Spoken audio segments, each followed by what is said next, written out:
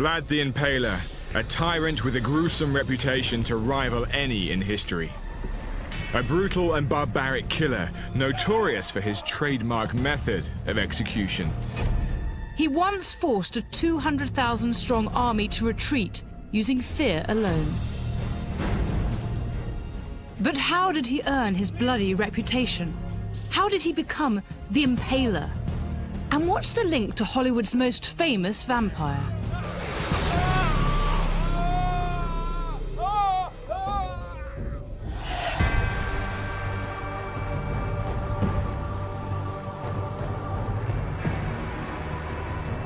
In the mid-15th century, Vlad III ruled the tiny country of Wallachia, nestling between the Christian West and the mighty Islamic Empire of the Ottomans. When Vlad first seized power, it was from a rival Wallachian dynasty who'd murdered his father and buried his brother alive. Today, his name is still a byword for brutality. Vlad the Impaler, not the sort of name I imagine one casually acquires. But to be honest, the name is about all I know, and I want to find out how he earned it. High up in the Carpathian Mountains looms the castle of Ponari. Fortified with the blood, sweat and slave labor of Vlad's vanquished rivals. Hundreds died here. Those who couldn't work were impaled. Hello, are you Adrian? Hello, yes. I've asked historian Dr. Adrian Popescu to explain what impaling entailed. It involves something like this, a wooden stake. When this was happening, the victim was alive. The stake would have the point directed to a lower orifice. Two executioners on both sides would hold the body towards the stake, while a third one would hammer the stake through the mass of the body. Once that was in the stern, the stake was hoisted up, and the gravity would finish the job. God, that's really, really horrid. It is a very old method of punishment, and Vlad seems to have been very fond of it. Impaling had been used in Europe and the Middle East for centuries. In adopting it, Vlad seems to have decided how to survive in his world. He spelled it in a document: if you're not a strong man, someone else stronger will come and take your power. So it's kill or be killed. Executing enemies in this way sounds like the act of a tyrant, but he wasn't the only one doing it. So why has Vlad gone down in history as the Impaler?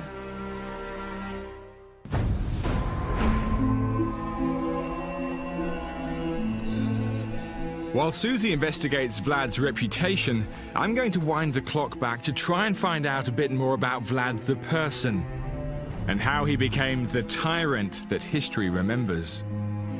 For clues, I've come to Edirne in modern-day Turkey, once capital city of the mighty Ottoman Empire, sworn enemy of Wallachia.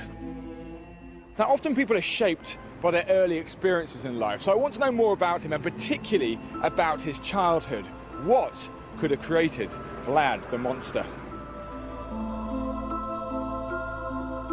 Vlad's father had taken an oath to defend Christianity against the Islamic Ottomans. But in 1442, the Ottoman Sultan devised a plan to secure Wallachia's obedience. He sensationally took 12-year-old Vlad hostage. But Vlad's 6-year incarceration was not what you'd expect.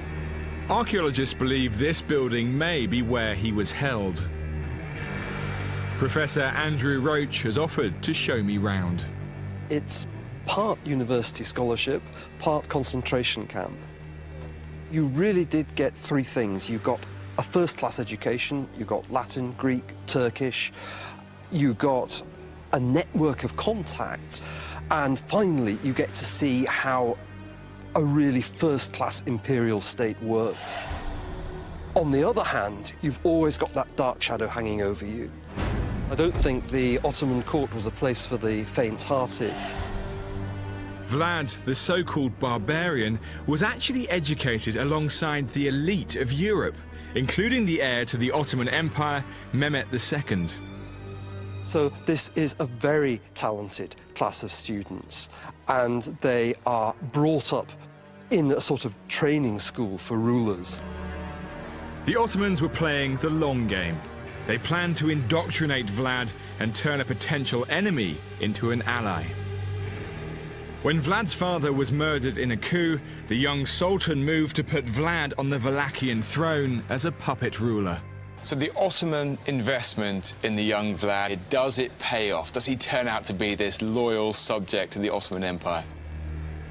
Unfortunately not. By 1461, he hasn't paid his tribute, his protection money, for 3 years.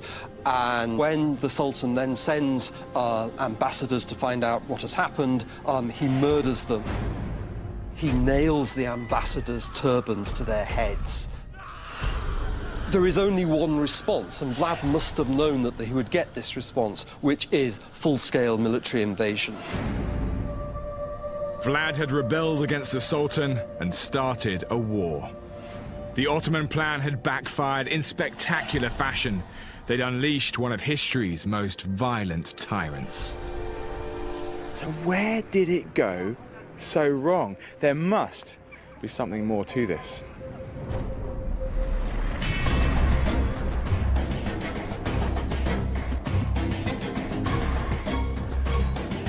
While Joe delves deeper into Vlad's past, I want to understand his legacy. And I'm wondering whether it's got something to do with the name he inherited. Vlad's father was known as Dracula, referring to his oath as a dragon crusader against the Ottomans. And as his son, Vlad became Dracula. So my investigation has now brought me into the vampire heartland of Transylvania. I want to find out more about what connects the Prince of Wallachia to the Prince of Darkness. This is Castle Bram, believed by some to be the inspiration for horror's greatest creation. More than 400 years after Vlad died, Bram Stoker released his classic novel, Dracula, about another bloodthirsty nobleman from this part of the world. Surely this is no coincidence. To find out, I'm meeting with Vlad author and vampire expert Gavin Baddeley. So Gavin, what's the connection between the historical story of Vlad the Impaler and the story that Bram Stoker gave us of Count Dracula? He's decided to write a book about vampires. So he picked up a guidebook on Transylvania and he found this name, Dracula, and it just sounded so evocative. He's originally called his villain Count Wampir, and happily he strikes that out. Now we have Count Dracula. With a stroke of his pen, Bram Stoker had brought the name Dracula back from the dead. Centuries after he ruled these lands, Vlad became linked with the ultimate horror villain. This must have blackened his reputation even further. But did Stoker borrow more than just the name? But what about the stake? Surely that's an obvious connection between the two. That's an easy mistake to make. If you're staking a vampire, you're kind of nailing it to the earth, destroying its heart and nailing it to the earth. And that's kind of an act of mercy. Impaling someone most definitely isn't, and you're raising them in the air, anatomically very different. Interestingly, Stoker never refers to his character as the Impaler in the novel, not once. It sounds like a dead end. Stoker just liked the name Dracula. There's no other clear-cut connection. But Gavin tells me that if it's horror stories I'm after, my quest has not been entirely in vain. So, what have you got to show me then?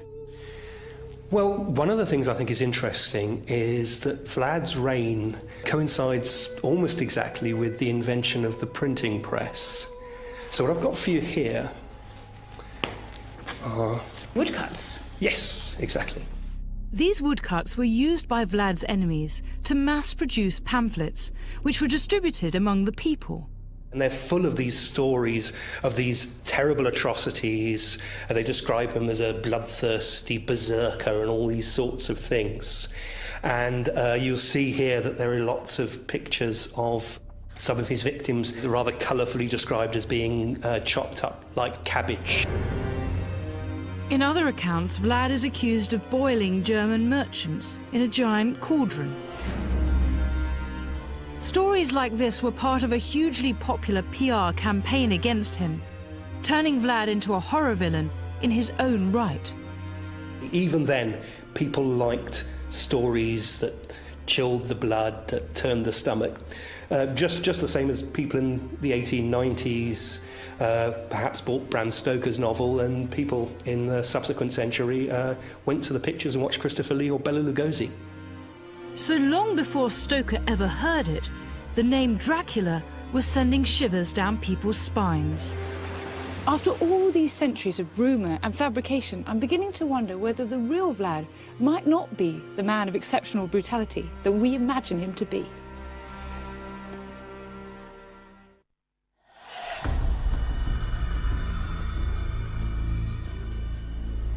Susie thinks Vlad's reputation as a tyrant might be exaggerated, but I'm not convinced.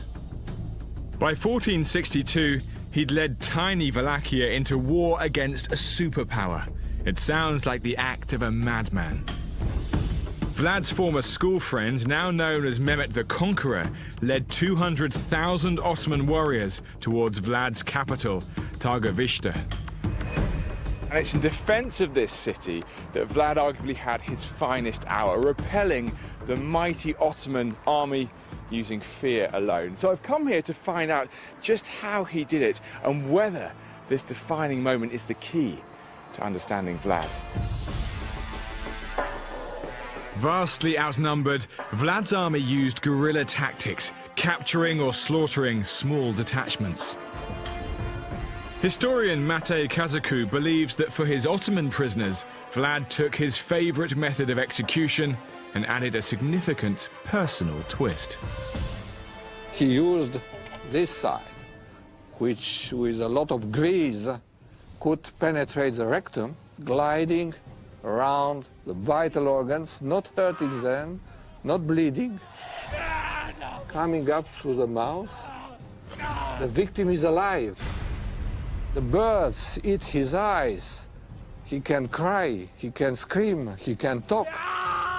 The fact that this is inserted through the rectum and that you're impaled in that way, what do you make of that? I'm sure that he was abused in the Ottoman Empire.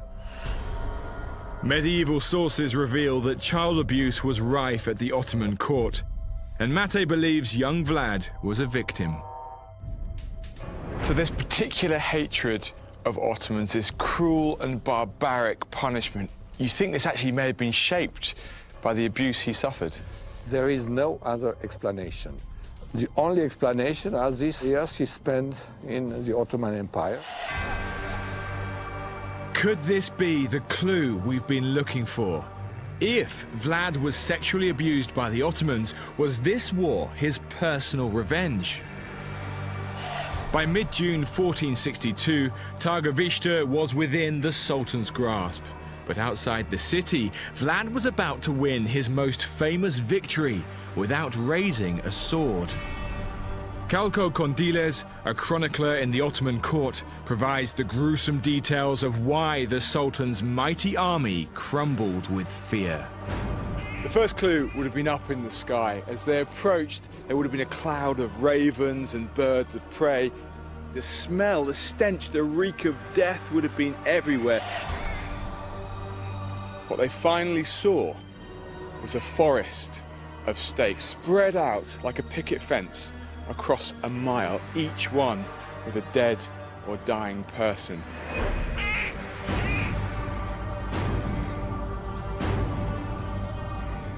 They're rotting flesh bodies in various stages of decomposition, birds picking at them, feasting, some even nesting in the skulls of the dead. The Sultan himself witnessed this awesome spectacle of terror, an incredible 20,000 impaled bodies. it was a spirit-crushing blow, sapping the morale of his men, and so finally he ordered them into a humiliating retreat. This horrific act of psychological warfare has gone down in history as the Forest of the Impaled. Some claim he's been a victim of historical myth, propaganda and embellishment, but surely there's one event must remove any doubt that he fully deserves to be remembered as one of Europe's worst tyrants.